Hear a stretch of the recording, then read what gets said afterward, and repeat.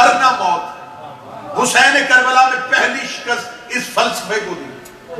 حسین نے کہا جینا زندگی نہیں.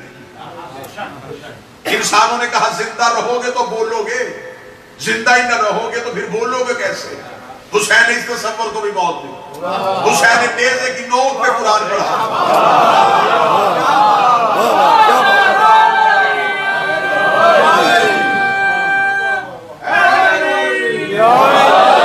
حسین نے ثابت کر دیا کہ ہمارے نزدیک زندگی جینے کا نام نہیں. لوگوں نے سمجھا کہ شاید وقتی طور پہ یزید جیتا, اور معاذ اللہ ثم معاذ اللہ. ہمیشہ ایک تقاضا ہے کہ جنگ جب بھی دو گروہوں کے درمیان ہوتی ہے تو سوال یہ پیدا ہوتا ہے کہ جنگ ہوئی کس بات پہ. آپ سر سے نہیں, آپ زبان ہلائیں گے. مجلس میں بیٹھا ہوا چہرہ شیعہ ہونا چاہیے. اب آپ مجھ پر یہی سوال کریں کہ شیعہ چہرہ کیسا ہوتا ہے. معصوم سے فرمایا تھا, پوچھا گیا تھا مولا چہرہ شیعہ کیسا ہوتا ہے؟ فرمایا جو فضائل امیر میں مسکرائے. یہ واہ واہ سبحان اللہ کہنا خطیب کا قد بڑھانے کے لیے نہیں ہوتا. مولا امیر المومنین کا فرمان ہے بولو تاکہ پہچانے جاؤ.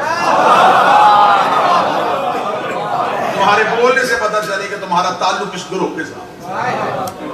ہمیشہ دو گروہوں کے درمیان جنگ یا لڑائی جھگڑا ہو تو وجہ اناد کیا ہے, دشمنی کی وجہ کیا ہے, یہ جنگ ہوئی کس بات پہ. دو لوگ لڑتے ہیں تو درمیان میں کوئی تیسری چیز ضرور ہوتی ہے. وہ حکومت کے لیے تھی جنگ, وہ جائیداد کے لیے تھی, وہ ملک کے لیے تھی, وہ پراپرٹی کے لیے تھی, آخر درمیان میں چیز کیا تھی. پھر ہمیشہ یہ تصور پایا جاتا ہے دو گروہوں کے درمیان جنگ ہوئی, درمیان ایک تیسری چیز تھی جن کو یہ دونوں چھیننا چاہتے تھے. اب جیتا وہ نہیں جو زندہ رہا, جیتا وہ ہے جو اس چیز کو لے گیا. اگر پہلی مجلس میں مقصد حسین آپ کو سمجھا, پھر ہمیشہ یہ سمجھا جاتا ہے وہ تیسری چیز کس کے پاس ہے, وہ پراپرٹی کس کے نام ہوئی, وہ ملک کس کا ہو گیا, وہ جائیداد کون جیت گیا. لہذا جو جیت گیا وہ جیت گیا, جس کے پاس چلی گئی اب وہی زندہ ہے. اب آئیے پہلے ہم عالم انسانیت سے آج یکم چاند رات پہ ہم سوال کرتے ہیں حسین اور یزید کے درمیان وجہ دشمنی کیا تھی. سوال بیعت, یزید چاہتا تھا بیعت کرو, حسین کہتے تھے میں نہیں کرتا. اس کے درمیان میں سوال تھا بیعت کا. اب مجمع جاگے اور تائید کرے گا اور پھر میں جملہ آپ کے ذہنوں کو ہدیہ کرنا چاہتا ہوں. اب ہم نے یہ نہیں دیکھنا کہ مارا کون گیا, زندہ کون رہا, اب ہم نے یہ دیکھنا ہے بیعت کی کس نے تھی. اگر تو معاذ اللہ ثم معاذ اللہ حسین بیعت کر گئے تو پھر اس کا مطلب ہے یزید جیتا. اگر سوال بیعت ادھورا رہ گیا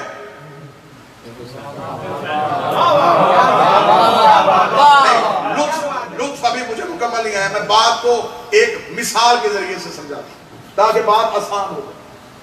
دو گروہوں کے درمیان, دو بندوں کے درمیان, دو انسانوں کے درمیان جھگڑا ہو گیا. جھگڑا تھا, وجہ تھی ایک جائیداد, ایک پراپرٹی. دونوں اپنا مقدمہ لے کے لوئر کورٹ میں چلے گئے. عدالت نے ایک فریق کے حق میں فیصلہ دیا, دوسرے فریق کو وہ فیصلہ قابل قبول نہیں تھا, وہ ہائی کورٹ میں چلا گیا. جب وہ ہائی کورٹ میں گیا تو اس نے ہائی کورٹ میں جا کے پھر وہی مقدمہ وہ ہار گیا. اب وہ جیتا, وہ خوش ہے کہ میں نچلی عدالت سے بھی جیتا ہوں, اوپر والی عدالت سے بھی. اب وہ جو ہارا ہوا ہے وہ پریشان فرسودہ چہرے کے ساتھ باہر نکل رہا تھا, اور اس نے کہا میں ابھی ہارا نہیں, میں سپریم کورٹ میں جاؤں, شاید میں وہاں سے جیتا. اب جو جیتا ہوا تھا اگر وہ یہ سوچ کے گھر واپس آ جائے کہ میں تو اس عدالت سے جیت گیا, مجھے وہاں جانے کا کیا فائدہ, تو اسے کسی پڑھے لکھے نے سمجھایا اگر تو وہاں نہ گیا تو یہ وہاں جا کے جیت گیا, تو سمجھ تو پہلی عدالت میں بھی ہار گیا, تو دوسری عدالت میں بھی ہار گیا. تیرا مقدمہ مضبوط ہو جائے گا اگر تم آخری عدالت سے جیت گیا. اب وہ آخری عدالت میں پہنچا, اب اسے یہاں سے یہ غرض ہے, اب یہاں سے جیتا تو پہلی بھی جیتا, دوسری بھی جیتا. اگر یہاں سے ہارا تو میں پہلی سی عدالت سے بھی ہارا, دوسری عدالت سے بھی ہارا. اب اگر کوئی بندہ سمجھ سکے کوئی ذہن قابل قبول ہو تو اس ذہن کو قبول کرے گا، اس جملے کو قبول کرے گا۔ اسلام کربلا میں، کربلا کے جنگل میں نہیں تھا، اسلام کربلا کی سپریم کورٹ میں آگے کھڑا ہو گیا۔ اگر اسلام وہاں سے ہار جاتا تو نہ خیبر کی جنگ جیتا تھا، نہ خندق کی جنگ جیتا تھا، نہ بدر جیتا تھا، نہ احد جیتا تھا۔ کافر بدر ہارے، کافر احد ہارے، کافر جمل ہارے، کافر خیبر ہارے، کافر خندق ہارے، کافر صفین ہارے۔ کفر آ گیا کربلا کے میدان میں، حسین کربلا نے پھر اسلام کو زندہ کر دیا۔ اسلام نے کہا حسین ہم تیرے ممنون ہو گئے، اس لیے حسین کو حسین نبی کا بیٹا نہیں وارث انبیاء کہا جاتا۔ اس کا مطلب ہے کہ کربلا میں آگے حسین نہیں جیتے، آدم جیت گیا۔ کربلا میں آگے حسین نہیں جیتے، نوح جیت گیا۔ کربلا میں آگے حسین نہیں جیتے، ابراہیم جیت گیا۔ کربلا میں آگے 1.25 لاکھ نبوتیں جیت گئی۔ کربلا میں پھر بدر جیت گئی، کربلا میں پھر احد جیت گئی، کربلا میں پھر خیبر جیت گئی۔ حسین نے ساری جیتی ہوئی جنگیں دوبارہ جتا دی۔ چلے اسی مثال کو اور آگے بڑھاتے ہیں، کیونکہ میں نے مثال دی ہے تو آپ احساس میں احساس ہو جائے، لہذا تمثیل کے پیرائے میں گفتگو کرتے ہیں، اسی مثال کو آگے بڑھاتے ہیں۔ سپریم کورٹ میں پھر وہی بندہ جیت گیا جو پہلی 2 عدالتوں سے جیتا۔ جو ہی وہ سپریم کورٹ سے جیت کے باہر نکلا، ہارنے والے نے غصے میں آ کے اسے قتل کر دیا۔ وہ فائرنگ کی آواز جج کے کانوں میں چلی، جج نے پوچھا کون قتل ہوا؟ انہوں نے کہا جو جیت کے نکلا تھا اسے ہارنے والے نے قتل کر دیا۔ تو اب آپ کا کیا خیال ہے کہ وہ پراپرٹی جو جس جائیداد کے لیے اتنا جھگڑا ہو رہا تھا، وہ یہ سمجھے گا کہ اب وہ مر گیا ہے تو اب زندہ کو دے دو؟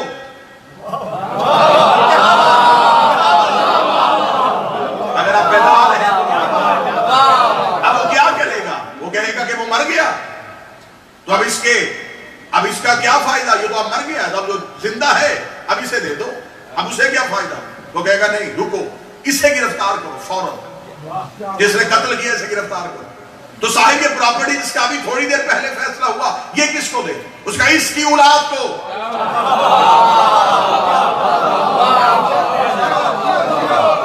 اور اس کی اولاد کو بلا کے مطمئن کر دو کہ اب تم سے کوئی نہیں چھین سکتا، قربانی تم نے ایک دی ہے لیکن جائیداد ہمیشہ کے لیے تمہاری ہو گئی ہے، اب ہم تم سے کوئی بھی نہیں چھین سکتا۔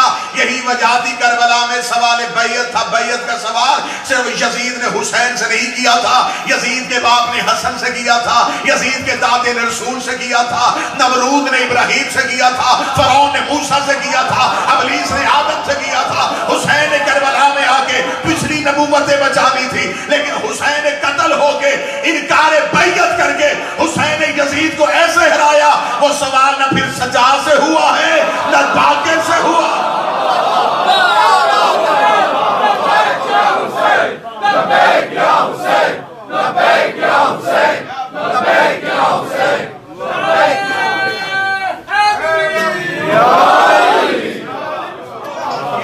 اس کا مطلب حسین جیتے کیونکہ حسین کا نظریہ جیتے، حسین جیتے کیونکہ حسین جس نظریے کی بنیاد پہ کربلا میں آئے تھے وہ نظریہ جیت گیا۔ اب حسین اکیلے نہیں جیتے، نبوتیں جیتے۔ چلے پھر ابھی اسی مثال کو آگے بڑھاتے ہیں، نتیجہ آگے بڑا اچھا ہے، لیکن اب میں چاہتا ہوں اگر مثال ہی چل رہی ہے تو مثال ہی سے نتیجہ لے سکتے۔ اب جو شخص گرفتار ہو کے کٹہرے میں آیا تو اب جج نے کہا کہ کس چیز سے اس نے قتل کیا؟ یہ ایک ریوالور سے۔ اس سے پوچھو یہ کہاں سے لیا تھا؟ تفتیش کرنے کے بعد پتا چلا کہ وہ ہتھیار اس کا اپنا تو تھا ہی نہیں، اس کا تو لائسنس ہی نہیں بنا، وہ تو کسی وی آئی پی بندے کا تھا۔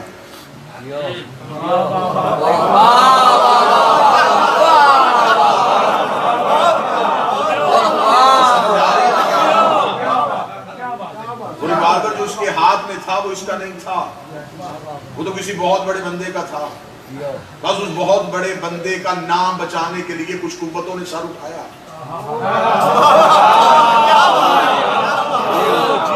اس بندے سے کہا سارا جرم تو مان لے، اسے بچا لے۔ کیونکہ اس نے ساری زندگی بڑی عزت سے گزاری ہے، اندر اس کے جرم تھا، باہر سے شرافت کا لبادہ تھا۔ اب اگر وہ شرافت کا لبادہ اتر گیا تو لوگوں کو پتہ چل جائے گا یہ مجرم تھا، لہذا اس کا جرم چھپانے کے لیے تو اقرار کر لے، ریوالور بھی میرا، خیال بھی میرا، تصور بھی میرا ہے۔ لیکن لوگوں نے کہا نہیں، ہم تو کھوج لگائیں گے، انصاف نہیں ہو رہا تھا، لوگ سڑکوں پہ آ گئے، انہوں نے کہا ہمیں احتجاج کرنا ہے، ہمیں انصاف چاہیے۔ یہی کچھ ہوا تھا۔ مسلمان چاہتا ہے صرف یزید مان جائے کہ میں نے حسین کا قتل کیا تھا۔ ہم ہر سال یکم محرم کو احتجاج کرتے سڑکوں پہ آتے ہیں، ہم کہتے ہیں ہم نہیں مانیں گے، ہمیں پہلے یہ بتاؤ یزید کو یہ خیال کس نے دیا تھا، یزید کو یہ تصور کس نے دیا؟ ہم زمانے سے تقاضا کریں، یہ ہے عزاداری، یہ ہے عزاداری کا۔ دنیا تمہاری مالداری سے نہیں ڈرتی، تمہاری عزاداری سے ڈرتی۔ امیر امیر شیعہ سے زمانہ نہیں ڈرتا، عزادار شیعہ سے زمانہ۔ قتل ہمیشہ جلوس نکالنے والا کیا جاتا ہے، اسے مار دو۔ کیوں؟ ہم کسے کہتے ہیں؟ ہم تو بدن بھی اپنا زخمی کرتے ہیں، خرچ بھی اپنا کرتے ہیں، پھر ہمیں کیوں مارا جا رہا ہے؟ پھر عزاداری میں مبنی کیوں ہے؟ اس کا مطلب ہے کچھ بڑے لوگوں کے نام چھپائے جا رہے ہیں۔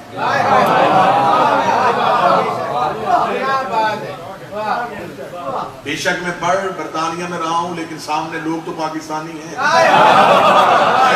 کا پاکستانی ہے، تو پھر آپ اس بات کی اجازت بھی مجھے دیں گے، جملہ میں آپ کو ہدیہ کروں گا اور آپ اس بات کی تائید کریں گے، جیب قطرہ بھی پکڑا جائے تو تفتیش کرنے والا پہلے یہ پوچھتا ہی تیرا باپ کیا کرتا ہے؟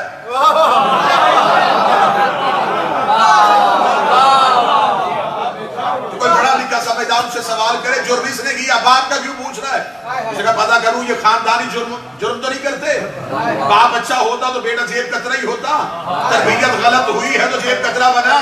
سمانہ ہم پہ الزام نہ لگائے، ہمیں صرف یہ بتاؤ یزید کا باپ کیا کرتا تھا؟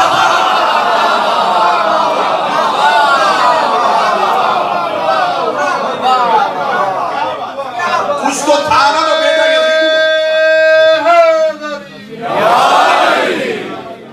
بلی تیری جب تیرانت، کچھ تو تھا نا جس کی وجہ سے یزید بنا۔ آج مولوی نے ہم پہ احسان کر دیا، اس نے کہا جی ہم بھی مانتے ہیں یزید غلط تھا، حسین صحیح تھے، تو احسان نہ کر ہم پہ، ہمیں تیری اس اعلیٰ ظرفی کی کوئی ضرورت نہیں کہ تو ہم پہ یہ احسان کرے کہ محرم کے مہینے پہ آگے تو بھی یہ کہتے ہم مانتے ہیں یزید غلط تھا۔ اگر یزید کو غلط کہنا ہے تو پھر مان یزید نہیں، پورا نظام غلط تھا،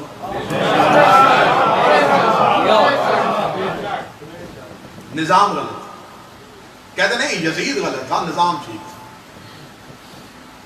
چلے میں پھر کہہ رہا ہوں کہ پاکستان میں تازہ الیکشن گزرا ہے، تو آپ پاکستان سے باخبر ہیں۔ اب میں جملہ کہوں گا اور جملہ آپ نے وصول کرنا ہے اور تائید کا حق ادا کرنا ہے، خاموشی کے بندھن توڑنے جس کی زبان ذکر کی امانت۔ لوگ کہتے ہیں یزید غلط تھا، نظام ٹھیک تھا۔ یزید آزاد امیدوار نہیں تھا، اسے پارٹی نے ٹکٹ دیا۔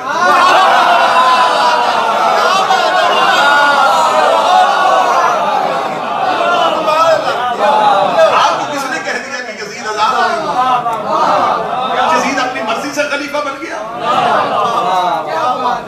کیوں ہماری آنکھوں میں دھول جھونک رہے ہو؟ ہم تو جاہل قوم ہیں۔ یہ اپنے بچوں کو سناؤ ایسی کہانیاں، ایسے خیالات کو ہم نہیں مانیں گے۔ یزید خود ہی تخت پہ چڑھ کے بیٹھ گیا اور اس نے اپنے آپ کو خلیفہ کہہ دیا، اس میں اتنی جرت کہاں سے آئی؟ اس کا مطلب اس سے پہلے بھی کچھ لوگ غلط منبر پہ بیٹھے تھے، جس کی وجہ سے اس کے دل میں جرت پیدا ہو گئی کہ اگر وہ بیٹھ سکتے ہیں۔ آپ آج کہہ رہے ہیں یزید غلط، نظام ٹھیک۔ ہمارا سوال یہ ہے صرف یزید غلط نہیں، نظام غلط، جس نظام کے تحت وہ یزید خلیفہ بنا وہ مکمل نظام غلط تھا۔ صرف ایک اینٹ کیوں نکال رہے ہو؟ حد ہو گئی، تم نے لانتی بھی مرضی کے رکھے ہیں۔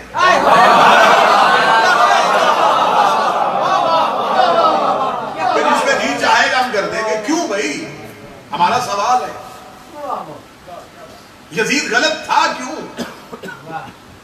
چلے مجلس ہر جگہ دیکھی جا رہی ہے، اب ایک سوال میں یہاں پہ اٹھاؤں گا اور اس سوال کا میں یہیں پہ ابھی جواب دوں گا۔ سوائے ہمارے ہم ماتمیوں کے، عزاداروں کے، کالے کپڑے پہننے والوں کے، علی ولی اللہ پڑھنے والوں کے، سوائے میرے مذہب کے کوئی مسلمان اپنے مذہب کے اندر رہ کے مجھے یزید کی حکومت غلط ثابت کر کے دیا۔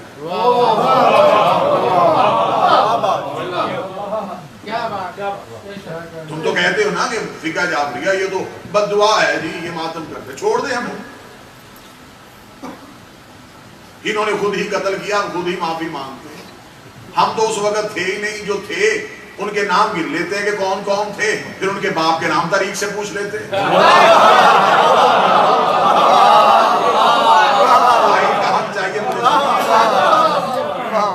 کہیں بیٹھ جاتے ہیں جو اس وقت موجود ہے، ہم تو دے نہیں گئے، جو اس وقت موجود ہے وہ نام بھی لکھے ہوئے، اکٹھے ہو کے کہیں بیٹھ جاتے ہیں، ان کے نام پڑھتے ہیں، پھر تاریخ سے پوچھتے ہیں کون کس کا بیٹا تھا، کس کا بھتیجا تھا، کس کا بھانجا تھا۔ پھر جب تاریخ وہ چہرے دکھا دے تو پھر آپ بتا دیجئے گا درود کے قابل ہیں یا لعنت کے قابل ہیں؟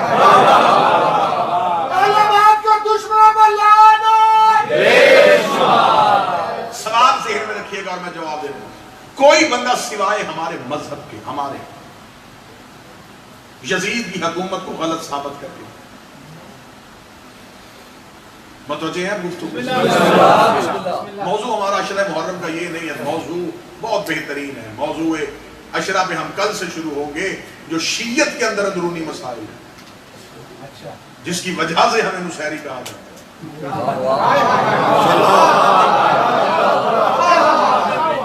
غازی اور مشرک کہا جاتا ہے۔ کل سے میری مکمل گفتگو اسی وجہ پہ ہے کہ ہم ثابت کریں قرآن سے کہ اللہ مشرک کسے کہتا ہے، اللہ کے ہاں شرک کسے کہتے ہیں، اللہ کے ہاں اللہ کے ساتھ کس کو ملانا شرک۔ پھر آخری تقریر میں ہم نتیجہ نکالیں گے کہ مشرک ہم ہیں یا پھر آپ۔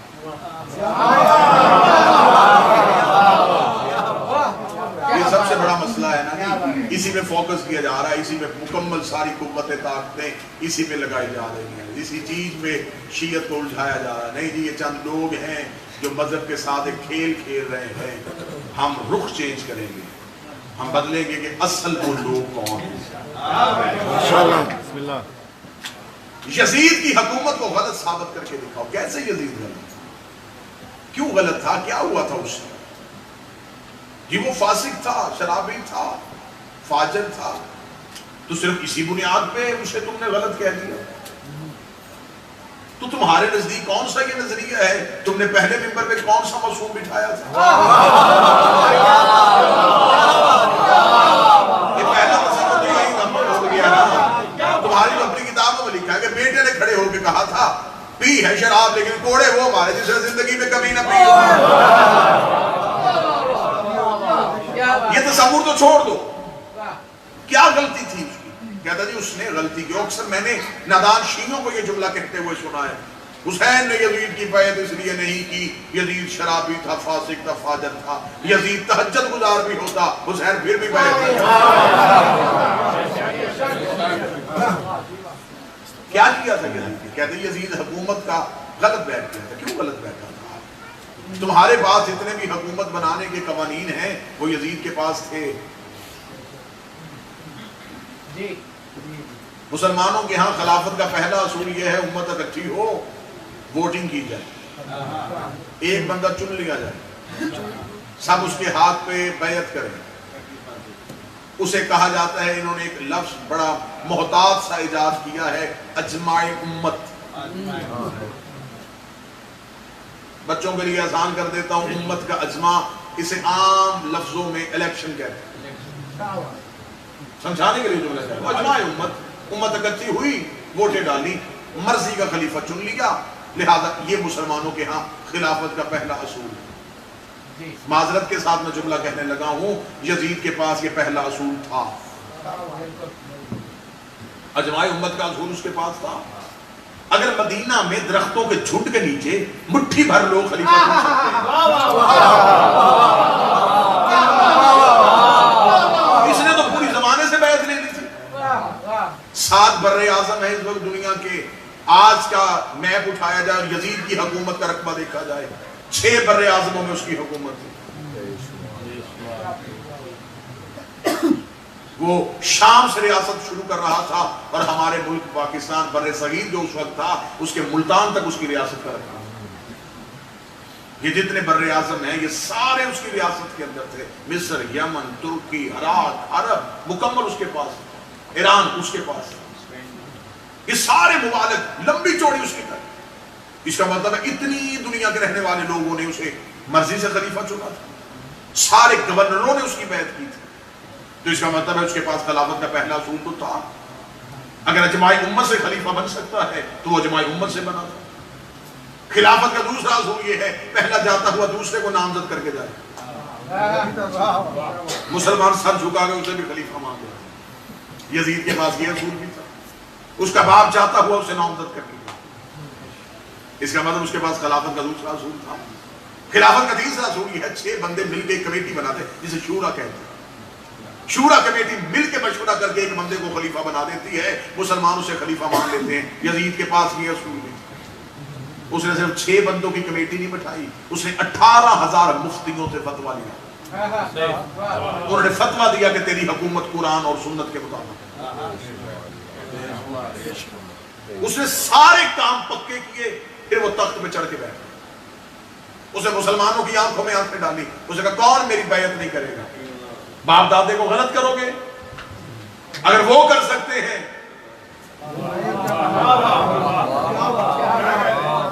تم کیوں نہیں کرتے؟ اب وہاں پہ کسی زبان میں طاقت ہی نہیں تھی. کوئی کہتا کہ تو بد کردار ہے تو ہم تیری بیعت نہیں کرتے، تو پھر وہ بڑے بڑے چہروں سے پردے اٹھا دیتا.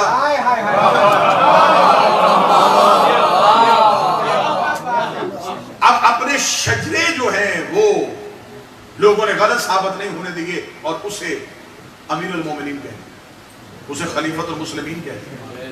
اس کا مطلب ہے کہ تم نے یزید کو آج کہا یزید غلط. جہاں تک مجلس سنی جا رہی ہے، میں شیعہ قوم کا سب سے چھوٹا خطیب امام حسین کا ادنا سا آدمی ہونے کی حیثیت سے یہ گزارش کروں گا کہ آپ زحمت نہ فرمائیں، آپ یزید کو صرف غلط نہ کہیں، آپ یزید کو بھی ٹھیک کہیں. جہاں آپ نے اتنے یزید چھپائے ہوئے ہیں اسی کو آپ نے یزید کو غلط ثابت کروانے کی. لیکن اگر آپ نے تاریخ کا مطالعہ کر لیا ہے، حقیقت کے قریب آ گئے ہیں، اور اگر آپ دل سے کہنا چاہتے ہیں تو پھر حضور تھوڑا اپنے کلیجے کو بڑھائیے گا، تھوڑی ہمت اور کیجئے گا. پھر آپ کو ماننا پڑے گا حسین صحیح تھے، یزید غلط تھا. صرف یزید غلط نہیں، حسین صحیح تھے، اجماع امت غلط تھا. حسین صحیح تھے، نامزد کرنا غلط تھا. حسین صحیح تھے، کمیٹی بنانا غلط تھی. تمہیں ماننا پڑے گا غدیر صحیح تھا، سکینہ غلط.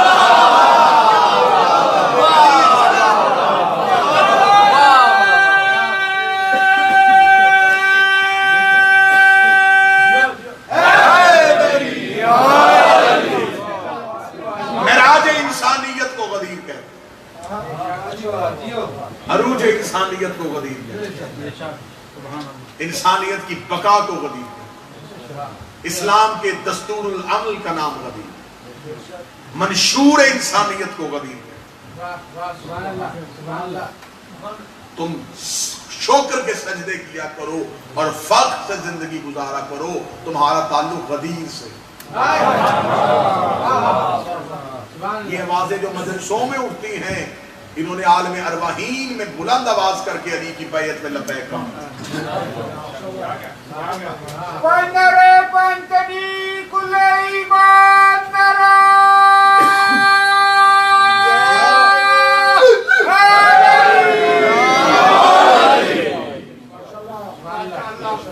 یہ مجلسیں بقائے غدیر،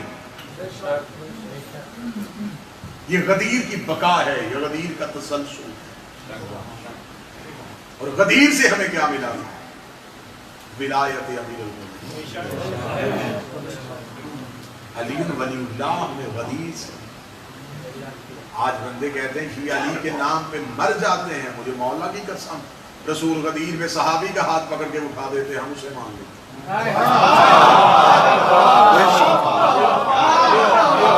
ہماری کیا مجبوری ہے؟ ہمیں تو قرآن نے کہا ہے جو رسول دے وہ لے لو۔ رسول نے ہمیں علی دیا، ہم نے لے لیا، اب ہم کسی کو دے نہیں سکتے۔ ہمیں رسول نے دیا، اب مولوی ہم سے کوشش کر رہا ہے کہ ہم سے علی کا چھینے، اور یہ خود امیر المومنین نہج البلاغہ میں فرمایا۔ آپ کہتے ہیں نا کہ ہمیں مولا علی پہ بڑا ناز ہے، ہمیں بڑا فخر ہے، ہمارے رہبر علی ہیں، ہمارے پیر علی ہیں، مولا علی کو تم پہ کتنا ناز ہے؟ آؤ میں تمہیں نہج البلاغہ سے امیر المومنین سے ایک بندے نے پوچھا ہے علی تیری شیعہ کی تعریف کیا ہے؟ علی فرماتے اگر خود میں علی اپنے شیعہ کی ناک پہ تلوار کی ضرب مار اسے کہوں مجھے چھوڑ، وہ مجھے پھر بھی نہیں چھوڑے گا۔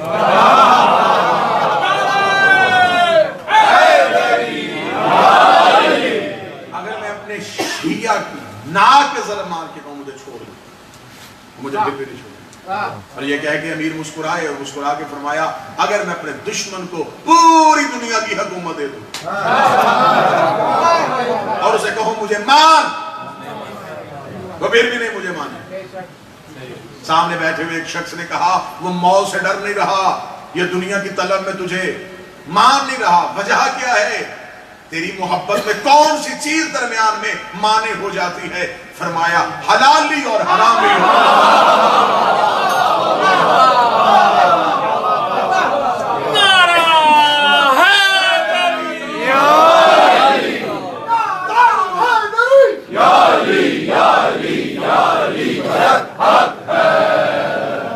طاہر الولادہ ہونا، ولادت کا طاہر ہونا، ولادت کا پاک ہونا۔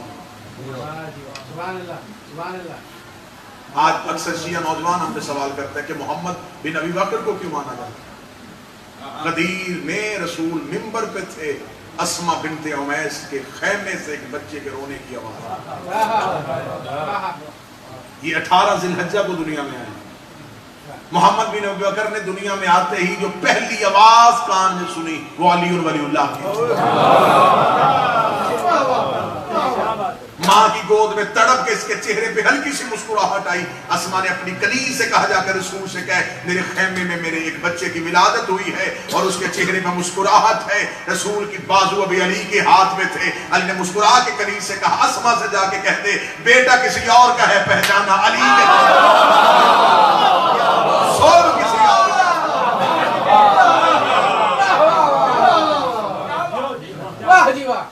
کیونکہ اس نے علی کی ولایت میں گواہی دے دی۔ علی ولی اللہ دشمن کا بیٹا بھی پڑھے تو اس کی بھی عزت واجب۔